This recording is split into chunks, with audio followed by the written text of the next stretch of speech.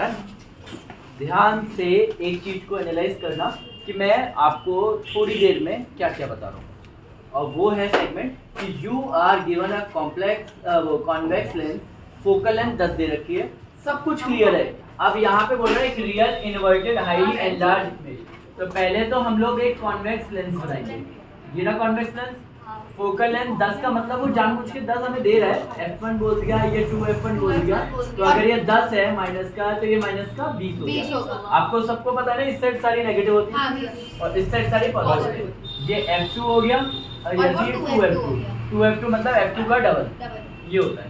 तो ये 10 है तो ये भी क्या हो गया 20। उससे का ऑब्जेक्ट की पोजीशन और बाकी सब, how will you place an object to get a real inverted. Real का मतलब लेंस में पीछे बंदा रियल है, लेंस में पीछे बंदा रियल है। इन्वर्टेड का मतलब उल्टा है। हाईली एनलार्ज मतलब नॉर्मल साइज से बड़ा, और ऑब्जेक्ट ड्रॉ द रे डायग्राम।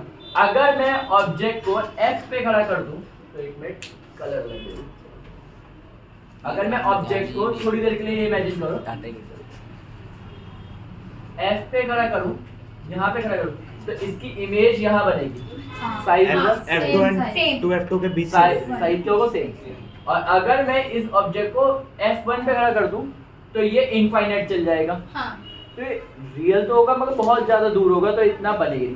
तो इससे बेटर ऑप्शन है कि हम उसे इसके बीच में खड़ा करें, मिड में नहीं होता, इनके करीब बीच में, तो ताकि रे डायग्राम बनाते हुए कि पैरेलल जाने के बीच में आएगी, f2 से काटती हुई जाए इमेज f2 और फोकस से जाने वाली इमेज फोकस से जाने वाली लाइन पैरेलल चल जाए और नॉर्मल साइज से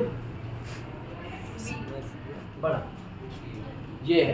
तो ये डायग्राम बनेगा। तो object is placed between -20 and -10, ये भी देख सकते हो, ब्रैकेट में डाल सकते हो 2f1 and f1।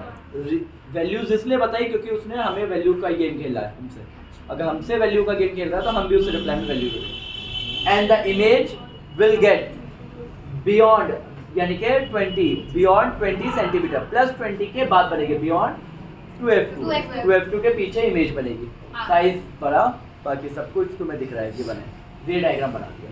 Sign convention किसका, कॉनकेव मिरर। कॉनकेव मिरर बनाया और अब इसके बारे में बहुत कुछ बताएंगे, सारे साइन कन्वेंशन बताएंगे, क्योंकि यही साइन कन्वेंशन से बहुत कुछ है।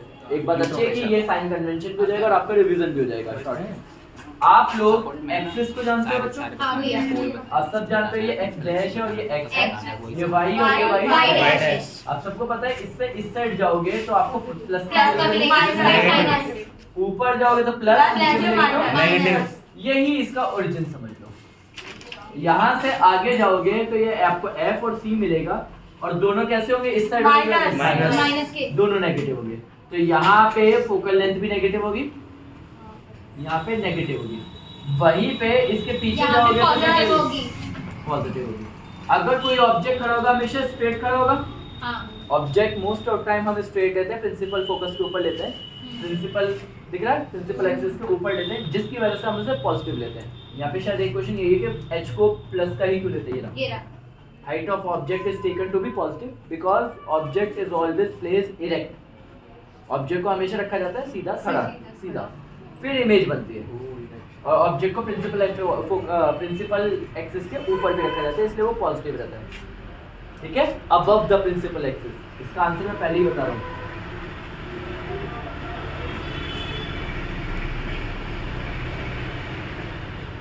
और इसीलिए ऑब्जेक्ट कैसे रहेगा बच्चों, ऊपर जाओगे तो वो कैसा रहेगा, पॉजिटिव। तो ए और बी ये है एच, और यहाँ पे इमेज अगर नीचे बन जाए नेगेटिव, अगर इमेज सीधी खड़ी बन जाए तो ए डैश बी डैश, तो वो हो जाएगी एच डैश हो जाएगा, तब तो हो जाएगा वो पॉजिटिव। और अगर बच्चों वो नीचे बन जाएगी तो नीचे बन जाएगी, यानी कि ए डैश बी डैश, तो उस केस में एच डैश हो जाएगा नेगेटिव। आपको ये याद रखना है। Done. How will you calculate the magnification.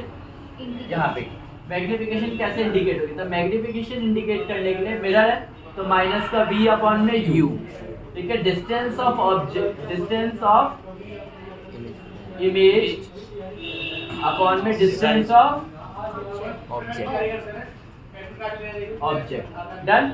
एक और तरीका है एच डैश अपॉन में एच H इन दोनों के बारे में बताओगे साइज ऑफ इमेज अपॉन में साइज ऑफ ऑब्जेक्ट मैग्निफिकेशन के बारे में फोकल लेंथ निकालनी है जबकि रेडियस कितनी दी है 32 फोकल लेंथ निकालने का फॉर्मूला होता है r/2 अब r देखो कितना है हमारे पास 32 बाई 16 32 को 2 से डिवाइड किया मगर ये कौन सा मिरर चल रहा है कॉन्वेक्स कॉन्वेक्स है तो कैसा होगा इसमें माइनस अच्छा पॉजिटिव हाँ इस बार इस क्वेश्चन में क्या बोल दिया कॉन्वेक्स कॉन्वेक्स सब लोगों को ऊपर कॉन्केव का दिमाग में आता है तो नेगेटिव कर देते हैं जबकि कॉन्वेक्स की वजह से कैसा हो जाएगा प्लस का पूरा कॉन्वेक्स की वजह से और अगर ये कॉन्केव होता तो माइनस माइनस को होता कॉन्केव में नेगेटिव आती है फोकल लेंथ कल याद है हाँ नेक्स्ट आता है यहाँ पे एक ऑब्जेक्ट को रखा गया है कितनी डिस्टेंस पे यू दे दिया माइनस का 24 सेंटीमीटर फोकल लेंथ हम लोगों को दे दी 12 सेंटीमीटर अब एक पॉइंट है कौन सा मिरर है कॉन्केव कॉन्केव की वजह से कैसे हो गए नेगेटिव Negative. देखो मैंने लिख दिया है कॉन्केव और ये तो हमेशा नेगेटिव होता है इसलिए ऑलवेज ऑलवेज ये लिखने के बाद हम लोग कौन सा फॉर्मूला लिखेंगे mirror formula mirror formula 1/f is equal to 1/u plus 1/v 1/u है हमारे पास माइनस का 1/24 1/v निकालना है हमें फोकल लेंथ 1/में माइनस का 12 माइनस का 24 इधर आया तो प्लस प्लस का माइनस का 1/12 इक्वल्स टू 1/में v एलसीएम लिया तो कितना आ गया 24 बन जा 12 2 जा तो माइनस किया सॉल्व किया आंसर आ गया माइनस का 1/24 हम लोगों ने सॉल्व किया तो v इक्वल्स टू माइनस का 24 माइनस का मतलब ये कौन सा है कॉन्केव मिरर मिरर में अगेन ऑफ मिरर में इमेज नेगेटिव है मतलब वो इस साइड बन रही है हाँ इस साइड का मतलब रियल ये कैसी होगी रियल और रियल के साथ Real इमेज and क्या बनता है inverted. Inverted the image is real और Inverted. इन्वर्टेड सब लिखना मैग्निफिकेशन कैसे निकलता है m निकालने का फॉर्मूला माइनस का v अपॉन में H dash